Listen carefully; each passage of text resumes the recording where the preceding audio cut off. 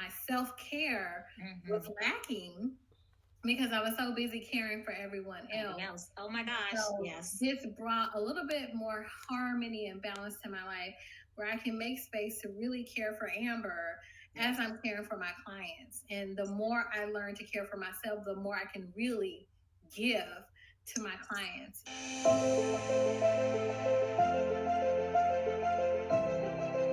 Welcome back to another episode of the Charyse Williams Show. Oh my goodness, I'm so excited to have this beautiful guest with us today, Amber Thomas. Hey, Amber. Hey, Charyse, thanks so much for having me on the show. I'm so delighted to be here. I am super excited that you're here as well. You know, July is Fibroid Awareness Month, and we know that fibroids affect women in the African American community or African American women disproportionately. So today we're going to talk a little bit about fibroids, how it affects our health, why it even shows up, some of the things that we can do in terms of either management or minimizing. Of course, diet and lifestyle is always a key factor, but let's shed some light on fibroids. How about that? How does that sound? Absolutely. You're absolutely right. It does affect women of color disproportionately. And some of that is genetic factors, of course, and environmental factors, diet and lifestyle, as you mentioned. But most importantly, when fibroids develop, the underlying cause is it has to do with estrogen. So, of course, as women, estrogen is a hormone that we are constantly producing and is responsible for a lot of our bodily functions. And so there's a term that most of us are familiar with now called estrogen dominance. And Mm-hmm. so estrogen dominant women seem to have an elevated estrogen levels, and that is a major contribution to the development of fibroids. So fibroids are just benign tumors. They're not cancerous, but they tend to develop on the uterus. So they're known as uterine fibroids. Mm-hmm. And sometimes they can impact fertility as well as just overall daily comfort. So, with this being Fertility Awareness Month, I'd like to shed some light on some of the symptoms of fibroids to watch out for, things to be aware of. Some of them are very subtle, and some of them are not so subtle. So, these are things that you want to watch out for in case you need to make a trip to the doctor and just make sure that your health, well being, your uterus, everything is in good status. So first, we're most familiar with our cycles, our monthly cycles, and most of us are very familiar with when that comes and what the symptoms are and what that looks like. And so if you notice any changes in your menstrual cycle, heavy menstrual bleeding or painful periods is one of the number one symptoms of uterine fibroids. It just impacts the blood flow, it impacts your hormone levels, it just changes your whole menstrual cycle. And then you find that your menstrual cycle may be longer, more frequent periods, maybe irregular.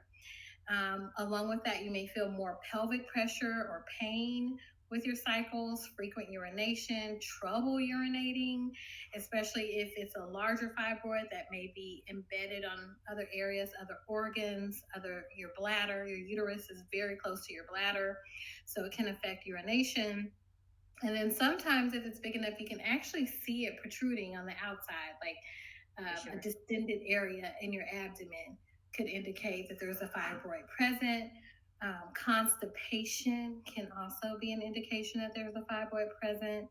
And then, of course, pain in the stomach area, low back, and some women complain of pain during intercourse. So, those Yeah. are some pretty common symptoms that Mm-hmm. women might experience with fibroids. Yeah. And, you know, thank you for saying all of that because I can almost guarantee that someone listening has some of those symptoms and maybe they haven't gotten it looked into. Maybe they just kind of chalked it up to who knows what. And so that's, you know, that I love that we're having this conversation. And you guys, what I did mention to you about Amber, let me tell you a little bit of something about Amber Thomas. She is not only a nurse, of course, but she is the owner and the founder of Mother Eve's Childbearing Support Services, which is in the Dallas Fort Worth Metroplex area, which is kind of north North Texas. As I mentioned, Amber is a registered nurse, and her specialty is holistic women's reproductive health with a focus on childbirth education, doula support, and lactation care to childbearing families. So this isn't just anyone talking to you about fibroids and fibroid awareness and how it affects infertility, which we're going to get into in just a second. But this is again a thought leader in this particular in the women's health space. So again, thank you for sharing all of that. Now, let's talk about how fibroids play a part in infertility.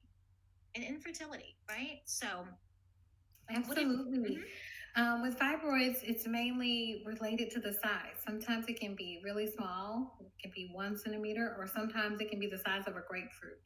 And so it can actually interfere with the fertility process, the fertilization process, and then also as the baby is growing, it can interfere with the baby's growth as it's also taking nutrients from the uterus as well.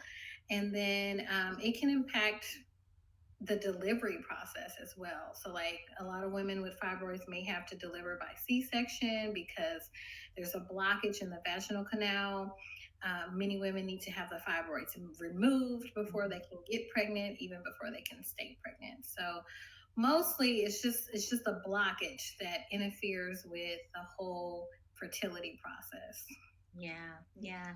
And again, I know the majority of the clients that you work with, you help them, and this is what I love about what you do, Amber, is that you help them or you support them on the front end in terms of helping them prepare their body to have a viable pregnancy and to have a healthy pregnancy, a term pregnancy. You help them on the front end, right? Yes.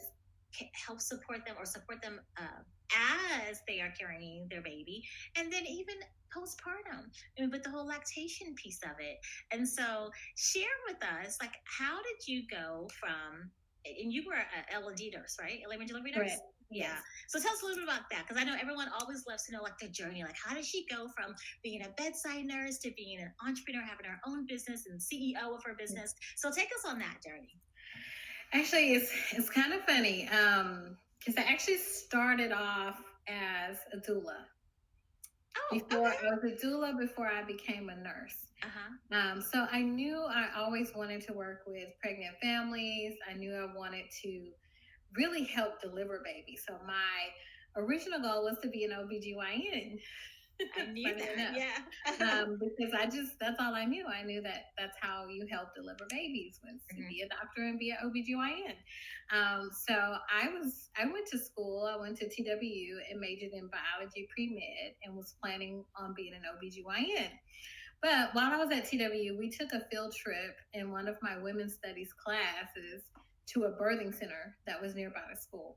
And the birthing center had midwives and doulas, and it was just a house with a tub, and you just go in and have a baby. And I just thought, wow, this is so cool. And I've always been natural minded. I was partially raised by my grandmother, and they give you these herbs and tinctures and remedies, and so I grew up like that. So grew up not really using medicine as like the first, option, always kind of the last resort for me. So when I saw the birthing center and the natural environment, how women were just free and they were walking around and they were eating and they were drinking, they were walking outside at the park, and then they would just go in and have their babies either in the tub or the bed, and then 3 hours later they go home. Yeah. And so I saw totally that different from what we're used to seeing in traditional healthcare, right? Yes, because before that, I had interned at Parkland Hospital, which is our county hospital in Dallas, where I would see like 200 births a week. And it was very, very medical, very high paced, sterile, fast paced. So completely different than what I saw at the birth center. So when I saw that, I just fell in love, and I was like, I got to do this. I want to do this. How do I do this? So I harassed the midwives there about becoming a midwife, even though I was studying to biology pre-med. So from there, I started helping as a birth assistant to the midwife. So Oh, birth assistant really helps the midwife with her job. So maybe handing over tools and supplies and cleaning and getting the patient situated, almost like a nurse to the doctor, right? got it. Uh-huh. So I trained with my midwife as a birth assistant. And also, I had a doula for my birth, and I ended up birthing at that same birth center. Oh, how cool. And I had a doula, and I asked my doula, how do I become a doula? And so I trained with her, and so did all this birth assisting doula work, Lamaze classes. I was even a lactation consultant before I went to nursing school. So most of my training started at a birthing center, which is actually where I am now at I a love it. birthing center. And then my midwife encouraged me, instead of being an OBGYN, to consider nurse midwifery, Mm-hmm. which would require me to go to nursing school, work labor and delivery for a few years, and then certify as a midwife. So that was my plan. So I did Mm. work labor and delivery for about 3 years, and continued to do doula work and birth assisting and lactation all along. But I fell so in love with all of that that I just decided to stay working as a nurse and a lactation consultant and helping families in a more private and intimate setting. Yeah. And for you, and I love that. Thank you for taking us on that journey. And wait, well, actually, before I even ask you the question I was going to ask you, I would love to know, and I'm sure the listeners are going to want to know as well. When did you decide, or how, or why did you even decide to transition into having your own business? That's a good question. To be honest, I've always been business minded as well Mm-hmm. as a child. I had a candy. My house was like the candy house. I sold candy. I did mani pedis for my aunts and my cousins and my friends. I always had some kind of hustle going, Yeah, so even as a little child. Miss Entrepreneur, huh? Yeah. And my Love mom it. was like, oh, you're so bossy. You're never going to have any friends. And so I did run some of my friends off because I was a little bossy. Well, But listen, wait, I think it just came natural. I love it. Also, to really answer that question, like as an adult, I was really morally conflicted with healthcare and Mm-hmm. women's reproductive health. So Yeah. even with working in the birthing center, thankfully I got that experience first. Right. But once I got to the hospital and the doctor's offices, I was really um, discouraged, morally conflicted. Like Yeah. this is not the way. Mm-hmm. Women were being rushed in their labors, lots of interventions throughout the labor process. It just Right. wasn't a natural um, experience that had the women's best interest in mind. And Yeah. that is what I wanted.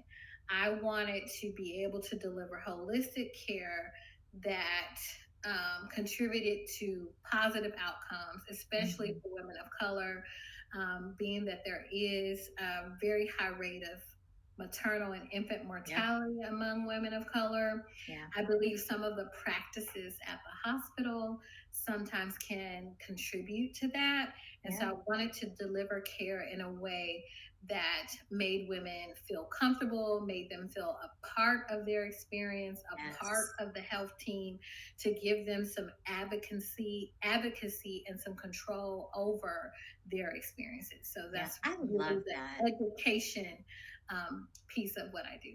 Yeah, I love that. And thank God for you and women like you, because you're so right. You know, something that is so natural and so sacred and such a beautiful experience that birthing is. Yes. In our traditional healthcare system, it is so systematized and sterilized, and it takes all the I feel a lot of the humanity and beauty and sacredness out of the birthing experience. Absolutely. And that is what I believe was missing. Yeah. The birth experience is a very impactful experience. It's a very spiritual experience. It's an Yes. emotional experience. It's an experience that a woman will remember for the Yeah. rest of her life. I've spoken with And the women child in too. their, yes, Yeah, and it impacts the child absolutely. emotionally Yes, in, that's exactly what I mean. utero and even once they're born. But Yeah. I've spoken to women in their 70s, 80s, 90s. They can tell me their birth story like it happened an hour ago without missing one detail. And Yeah. what they remember is how they were made to feel. Yeah, for sure. Yeah. And so that impacts them as a parent Yeah. for the rest of their parenting journey, how confident they are in their experience and the bonding with them and their child. It just impacts so much in our communities. And so we kind of missed the mark on that in the mainstream medical field. And so I really wanted to take a piece of that and share and educate and advocate for women in our community to have better birth experiences and outcomes. Yeah, so beautiful. And I don't know if you know this, but both of my kids were delivered. Both my sons were delivered with a midwife. I was in a hospital setting. Yeah. It wasn't so popular to do home birth. Now, if I was having babies today, I would totally have a home birth for sure. But I did have a certified nurse midwife for both of my deliveries, and they were beautiful. That's awesome. And I think that's the perfect kind of bridge. Midwifery care, even in a hospital setting, is still a completely different experience. Usually your midwives are more present with you than the doctor can be throughout the process. Yep. There's less interventions with a midwife, even in a hospital setting. So some women really prefer the safety of the hospital, right. but then also having a midwife and a doula to bridge the gap in care. I love that. I had my daughter at that birthing center. Oh, the same one. Okay. Yeah. And I was able to labor in the tub. The tub is one of my favorite places to be. Like, now I'm a bath girl for sure. Yeah. My Epsom salt and my candles. And yes. Relax. And so for me, being able to labor in the water, that was like my epidural. Like, that did it for me. I wanted to do a water birth, but I ended up having to get out because my daughter was 9 pounds and 1 ounce. So yeah, there was just we needed a little more space. It's a big baby. my first one was 8'13", so not quite 9, but right there. Yeah, so I had to get out, but I was able to do most of my labor in the tub. I was able to eat, drink. Yeah, I had several family members in the room. I had a birth photographer. I didn't have any limitations or restrictions, and I think that's just such a beautiful way to have a baby. And when I had that experience, I thought, if I could do this, I can help other women do this. Yeah, and I love that, and I love that you fully embraced it and decided to launch your own business. And so I'm curious, because what the listeners don't know is that you are a current student in the process practitioner program, which is the functional medicine and business development program. And so I'm curious, giving your broad experience, how has the process practitioner program, or what you've been learning in the process practitioner program, factored into how you are running your business? I would say one of the biggest takeaways for the program for me is really knowing my value as a nurse, as an entrepreneur, the quality of the services that I offer, and the outcomes that I help provide. And so because I was just so passionate about this work, I really think I was operating off of passion before. Oh my God, Amber. Going above and beyond, overextending myself, being at every beck and call, just so passionate about the work. And there's nothing wrong with that, but I lacked boundaries, and I ended up getting myself into burnout. Yes. And no, I'm sorry. Just to interject really quickly, so often we associate burnout with, being at the bedside or whatnot. But to your point, it is very easy for entrepreneurs also to experience burnout when there aren't any boundaries, or when those boundaries, either they don't exist or they're not enforced, right? And these are self-imposed boundaries, right? When we don't protect ourselves from ourselves, because you're absolutely right. You can be passionate and you want to be passionate about what you do. And at the same time, you want to make sure that you're honoring you and honoring who you are and honoring how you really want to operate a business, not from a place of scarcity or feeling obligated or that, but really operating from a place that serves them, your mommies and the babies, right? But then also honors and respects like your time, your effort, your expertise, your values, like you mentioned. So yeah. Yes, that's been really, really important, and it's really been life changing for me, just to recognize that, because, like you said, it's easy to get burnout working for someone else or maybe doing something you don't love, but to be, I'm doing what I love. Right. I mean, love, very passionate about it. And so the burnout kind of snuck up on me. I was like, what is happening? Why do I feel like this? I started getting irritable, just fatigued, losing things, forgetting things, just not okay. And so it was a mental and emotional impact on my health, as well as a physical impact on my health. And it caught me by surprise. I was like, what? I'm doing what I love. Why is this happening? But again, just not having the boundaries, as far as the time commitment on things, and financial commitment, the type of clients that I accept into my care, and their commitment. Sometimes I'm more committed to what's going on than the client is. And so sometimes setting a boundary on that, and the type of clients I work with, how committed they are, and what they're willing, to sacrifice and add in to the experience. It can't be all me. No. So that's something that I've learned through the program, and it has really changed how I interact with clients, and it's changed some of my processes with identifying clients that best fit your best fit what clients. I do, and fit my program, and all those things. So that has definitely helped and has kept me in a healthier state of mind and being.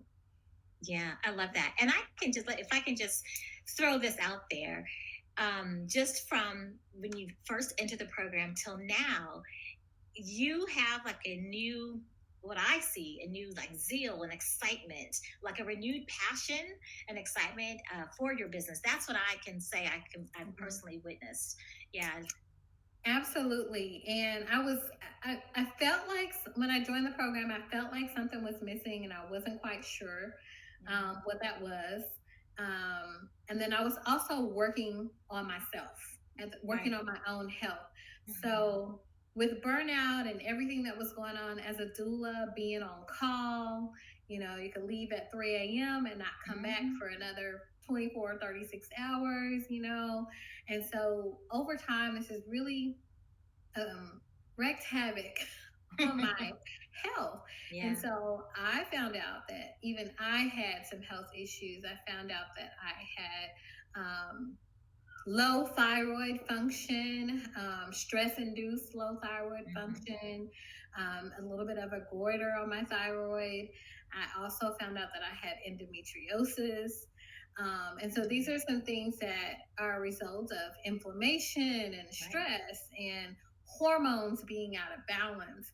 And so as I started to work on myself and my diet and my lifestyle, because my self-care was lacking, because I was so busy caring for everyone else. Oh my gosh. So yes. This brought a little bit more harmony and balance to my life, where I can make space to really care for Amber as I'm caring for my clients. And the more I learn to care for myself, the more I can really give to my clients. Can you say that again, Amber? The more I can care for myself, the more I can give to my clients, and not working from a space of deficit and fatigue.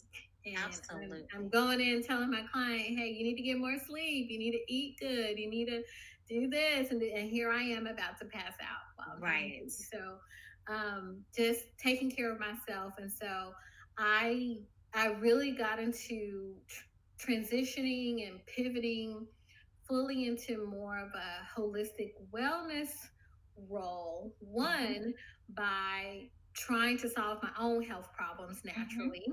Mm-hmm. I started off with a few doctors, medical doctors, of course, that wanted to either prescribe medication, do surgery, and those are things I just wasn't quite interested in.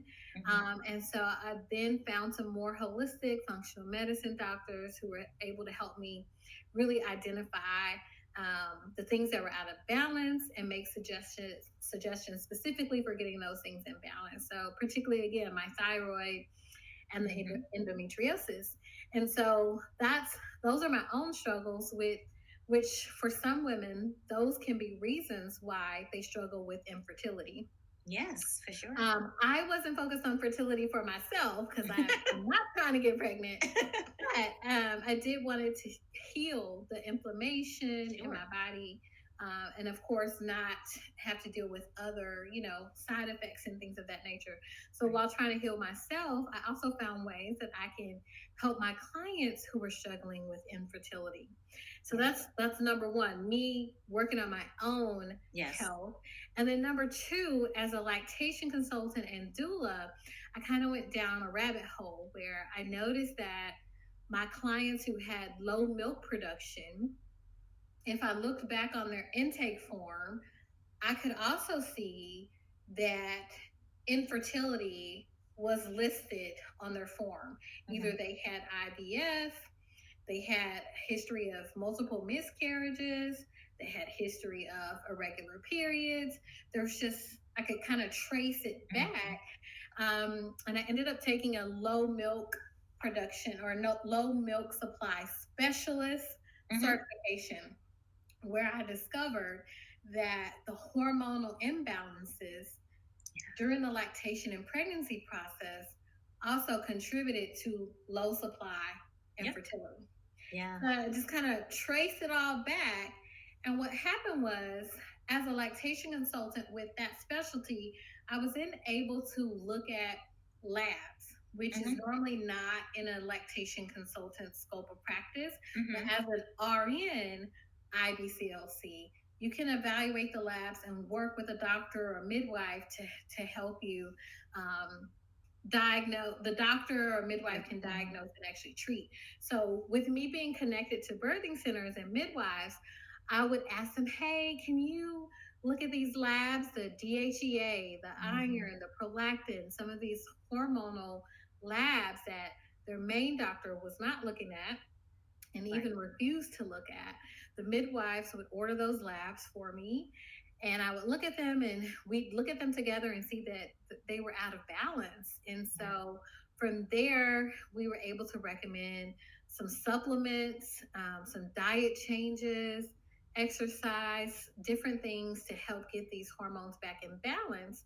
And with doing that, we noticed that milk production increased. Mm-hmm.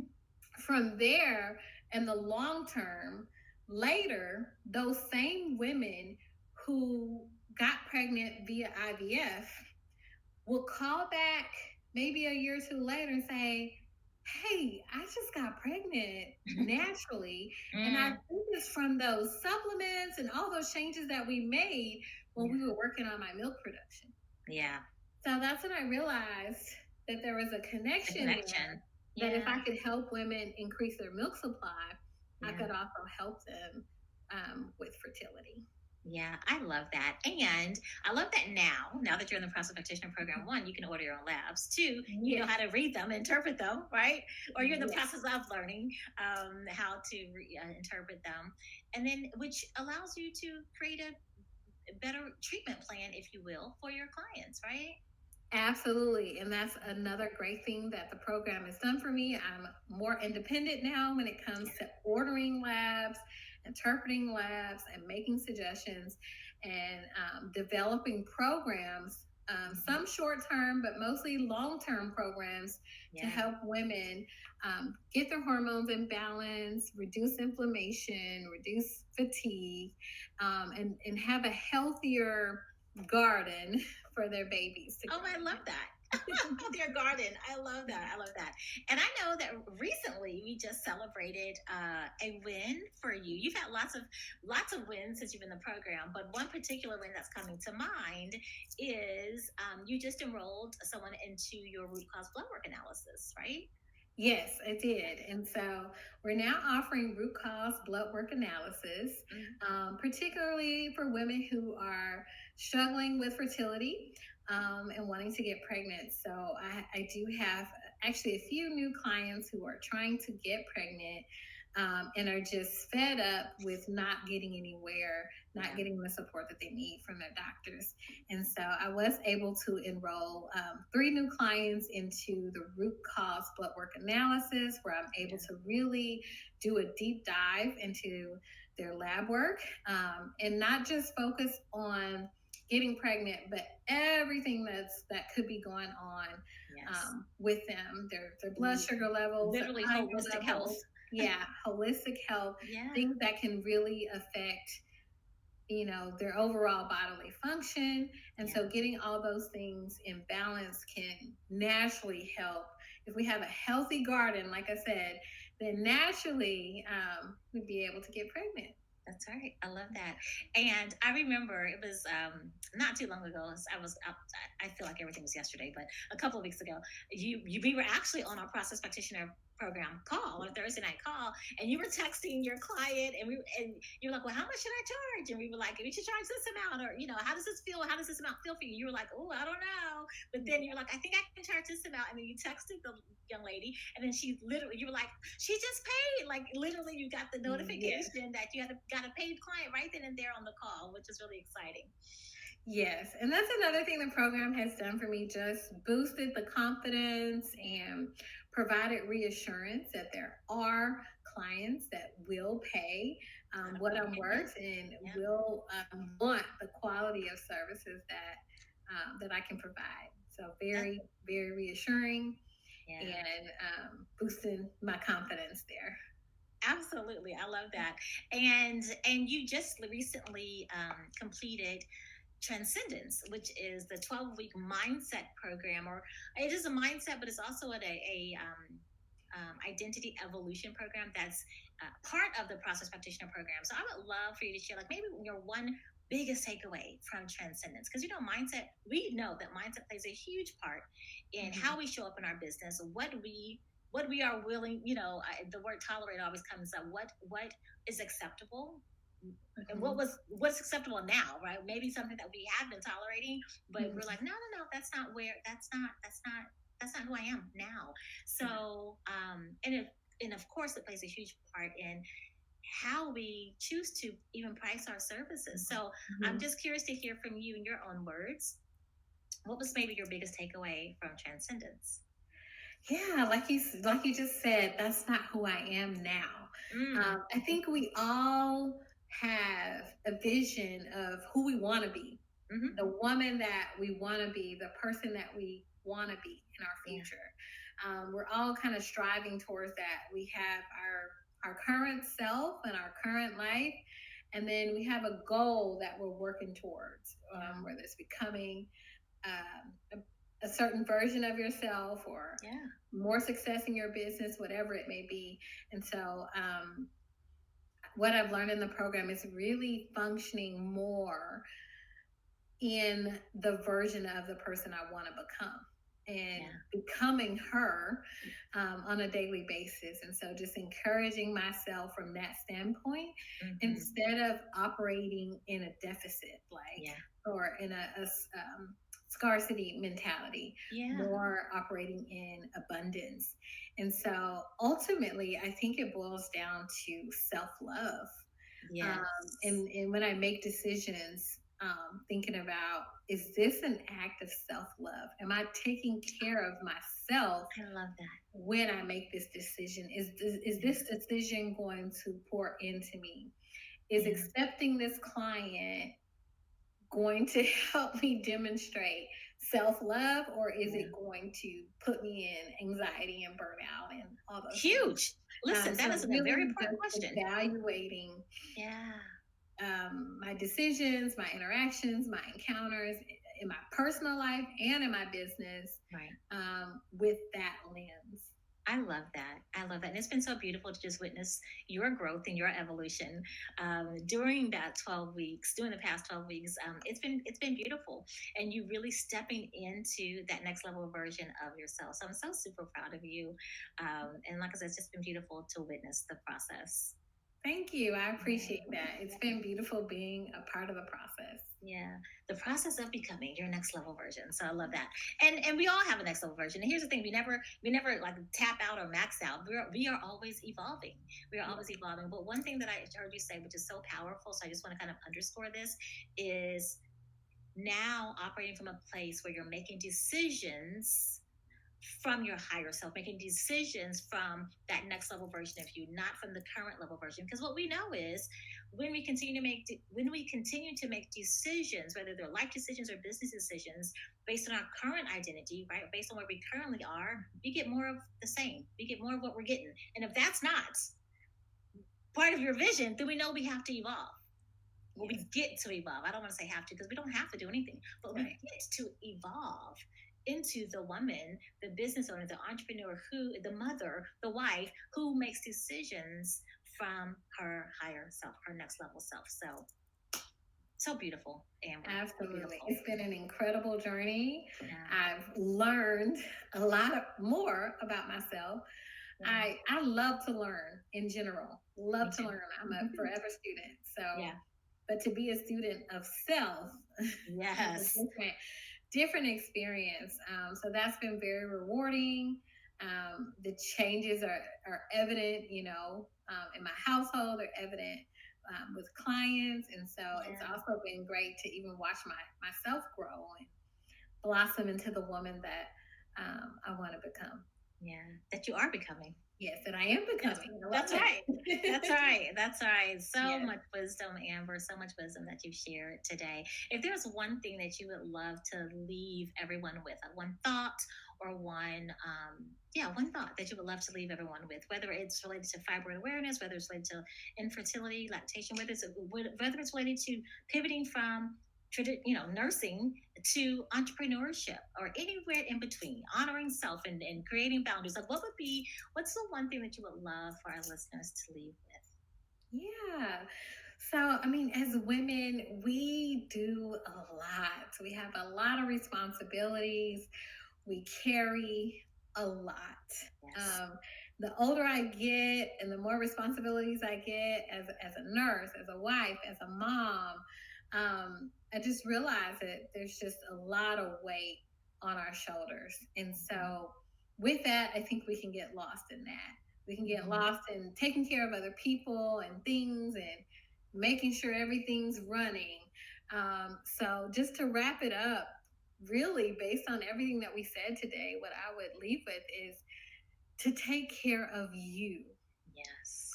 First. So that whole concept of, put your oxygen mask on first on the airplane, really take care of yourself as it relates to fibroids, as it relates to fertility. That even alone boils down to self-care and self-love, mentally, physically, spiritually, emotionally. You want to make sure every aspect of your being that you are pouring into it, and that any and everything you do in life, relationships, career, the car you drive, the house, everything is a reflection of that. So beautiful. So much wisdom in that. And so thank you for sharing that. And thank you for sharing your time with us and your expertise and all that you share, all the light that you shed on the different areas that we discussed today. So thank you so much for that. You're welcome, and thanks for allowing me to share. It's been a pleasure. Yes, you're welcome.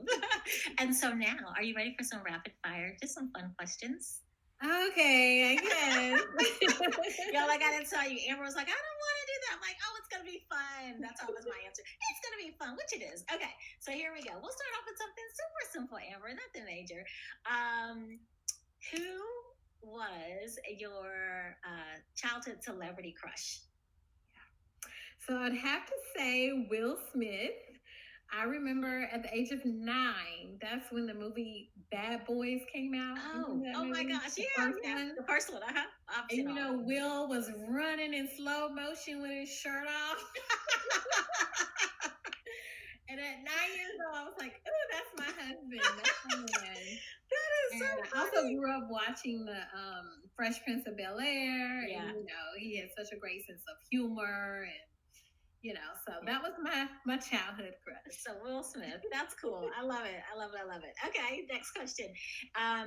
What's the biggest risk you've ever taken? Being a nurse entrepreneur. True, right? Yeah. There's been several times and several layers, but each time I decide to grow my business, I have to leave something else. And so recently in 2024, I was working a contracted nursing position for like home nursing, still dealing with women's reproductive care. But in order to grow my business more and take on more Mother Eve's clients, I had to leave that position. And so I had to take a leap of faith and just trust that the income would come, that the clients would come. And so far I haven't even felt it. Lovely. I did that again in 2016 when I was working as a lactation consultant in a hospital setting. And I left the hospital to open up my lactation private practice. I love that. So just leap of faith there with leaving, guaranteed income and hoping for business income. And look what you've created, and will continue to create. So I love that. I love that. And here's the thing: it's going back to that evolving, right? We're always evolving, and as we are evolving, of course, our business is going to evolve. It's going to look different because we're different. Our desires change, and what we're wanting to create changes. Our vision changes, even, or it evolves. I won't say changes, altogether, but it evolves. It evolves. So kudos to you for continuing to follow your dreams and follow that vision and physically create the vision, because we all have a vision, but not everyone will choose to physically create what's in their vision. So kudos to you for that. Thank you. And I will say Prosperous Practitioner and Transcendence have really helped me to stick to that change and confirm that this is what I'm supposed to be doing, and to learn new levels of reaching those goals and new levels of evolving. I love that. Well, thank you for sharing that. I'm so glad that it's beautiful to just be on the journey with you and to help you, or to support you. I really don't like to use the word help, right? But to really support you and empower you on your journey. So it's been spectacular, for lack of a better word. Likewise. Thank you. You're welcome, and thank you. And so, okay, here's another one. What's the best compliment you've ever gotten? I always get complimented on my skin and my smile. Yes. Yeah. Your skin, you do have beautiful skin and you have a beautiful smile. So I can totally see that. I can totally see that. All right. I've been pretty consistent. So okay, awesome. Awesome. What's one thing, because you're so incredible at so many things, as evidenced by this entire conversation and success of your business. But you're welcome. I was gonna say, what's one thing you wish you were better at? Because we can't all be good at everything. Social media. Okay. And here's the thing: we haven't gotten to that part yet in the Process Practitioner Program. That is a piece of the Process Practitioner Program training. So hang tight. You'll get there. You'll get better. That's for sure. I think more so learning it, but I don't know.